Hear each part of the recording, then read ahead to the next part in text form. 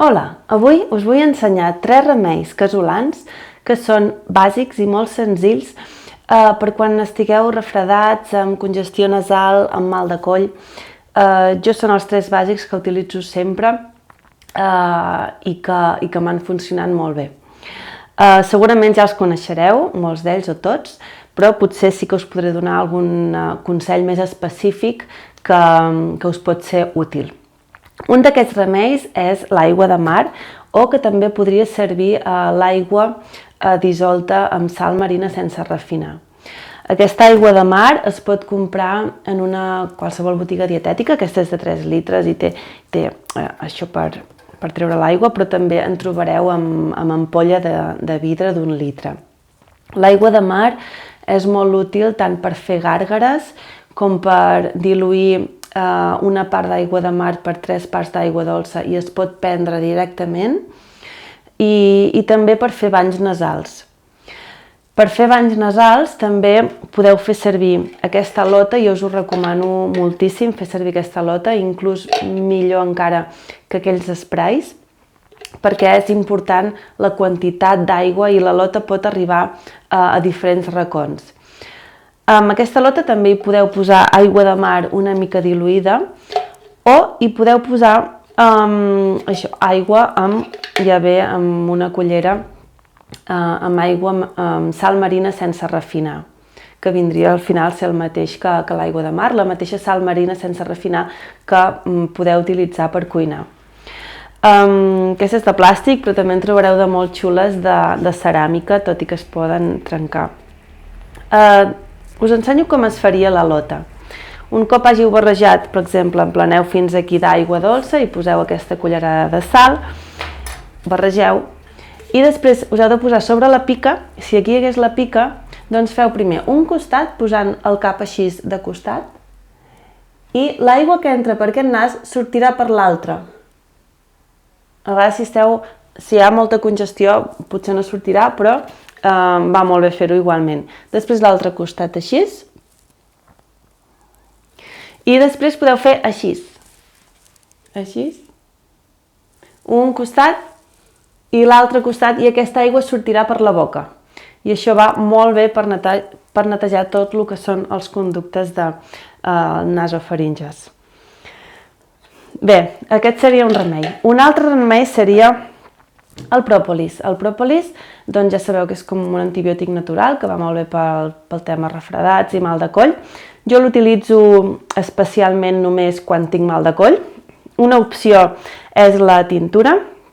Aquesta me la va regalar una amiga d'uns amics que fan aquest pròpolis, ja us diré qui són. La tintura doncs es dilueix amb una mica d'aigua i es veu directament, es pot veure. I el que jo utilitzo molt, que trobo molt efectiu quan tinc molt de mal de coll, és el pròpolis pur. Jo sempre he trobat aquest de la marca Aprolis, no sé si altres marques en fan. És així, són com trossets, i no cal que ho tregui, són com trossets, n'agafeu com 2 o 3 d'aquests trossets petits i el mastegueu, i es torna com un xiclet. I es va mastegant, fins que al final es desfà. L'inconvenient és que es queda una mica enganxat a les dents, però després amb un palillo el podeu treure. Però això pel mal de coll és increïble. A mi de seguida em marxa. Normalment quan tinc molt de mal de coll combino això, la tintura de pròpolis i les gàrgares amb aigua de mar, una mica diluïda o amb sal marina.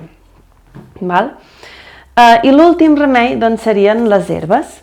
Les herbes que jo més utilitzo, evidentment n'hi ha moltes d'herbes, jo les que més utilitzo són, si és un refredat simple, doncs la farigola de tota la vida.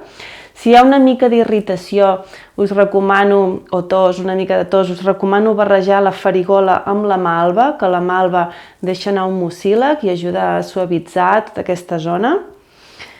I si hi ha més tos, si hi ha força tos, jo recomanaria més fer una barreja de regalèssia amb arrel, malví, que també deixa anar molt de mucílag, i gingebre.